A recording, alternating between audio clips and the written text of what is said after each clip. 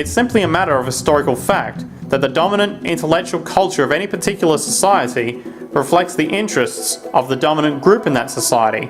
In a slave-owning society, the beliefs about human beings and human rights and so on will reflect the needs of the slave owners. In the society which again is based on the power of certain people to control and profit from the lives and work of millions of others, the dominant intellectual culture will reflect the needs of the dominant group. So if you look across the board, the ideas that pervade psychology and sociology and history and political economy and political science fundamentally reflect certain elite interests. And the academics who question that too much tend to get shunted to the side, or to be seen as sort of radicals.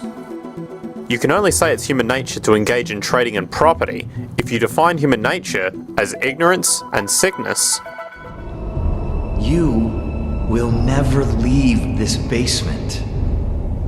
This will be your life until I have squeezed every last dollar out of you.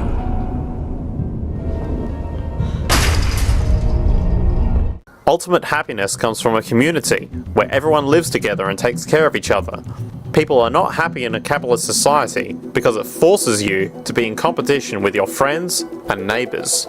Wealth, this is according to Oxfam, of the world's 85 richest people is equal to the 3.5 billion poorest people. It's fantastic.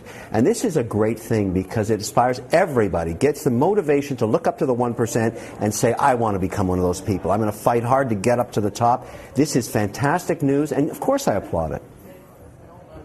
What can be wrong with this? Really? Yes, really. So somebody living on I celebrate capitalism. $1 a day in Africa is getting up in the morning and saying, I'm going to be Bill Gates. That's the motivation everybody needs. Only thing between me and I'm that not guy against is charity. motivation. I just need to pull up my socks. I am not, I don't have socks. Look, don't tell me that you want to redistribute wealth again. That's never going to happen. Okay? You know what? You take a simple stat like this, which is neither good nor bad. It's just a fact. It's a celebratory stat. I'm very excited about it. I'm wonderful to see it happen.